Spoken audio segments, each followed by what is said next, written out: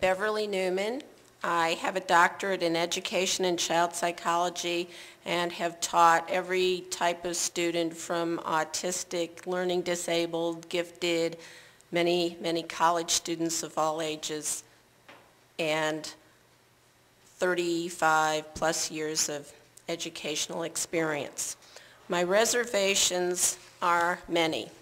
For one, and probably my foremost, right now we're sitting in a beautiful room, safe and sound. We have people who are 18 years old, halfway across the world, risking their lives and their limbs to defend us. I don't think that we have the right to tell them when they come home, if they come home, God willing, that they're not meeting their plan. When we have a plan that goes from 0 to 22 years old, we are saying to highly competent adults that you need to measure up. Well, they measure up in my eyes because they're fighting for our lives. I feel that the plan can, even with the best of intentions, micromanage the lives of families. I fear that it can escalate or expand the use of drug treatments, and the mother who preceded me is absolutely right. There are many ways that we can handle behavioral problems with children.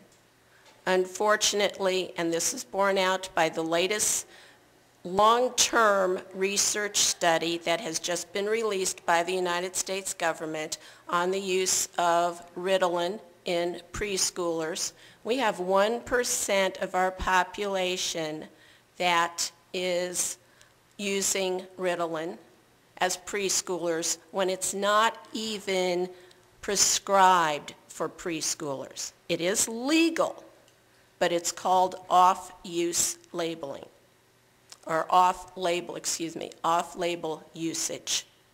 1% already. I don't want to see that escalated. Also, this approach is problem-centered. We're looking for, God forbid, future criminals. I don't want us to look for future criminals. I want us to look for the positive parts of children, and there are so many, but we can get into very easily a mode of looking for problems. What's wrong with every child? And those of us who have spent our lives with children, whether raising them or educating, know that every child has got problems, as every one of us in this room. But we all would like to have some good points in our direction.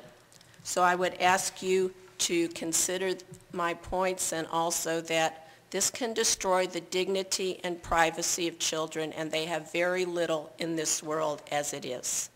Thank you.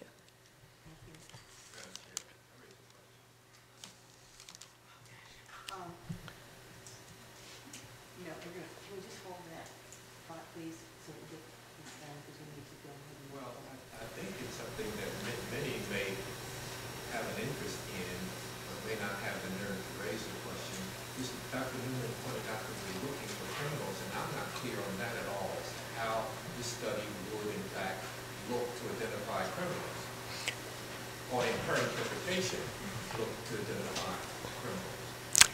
Can you give a really short answer to that? As a school administrator and a teacher, I have unfortunately found that what is in a child's record, or even in the siblings' records that preceded the child, can be used as evidence, if you will, or premonition of what is going to happen to a child. And unfortunately, there are educators who will say, you know, you have the problems that will get you into trouble with the law. That is, unfortunately, that's not an uncommon situation. Thank you. You're welcome.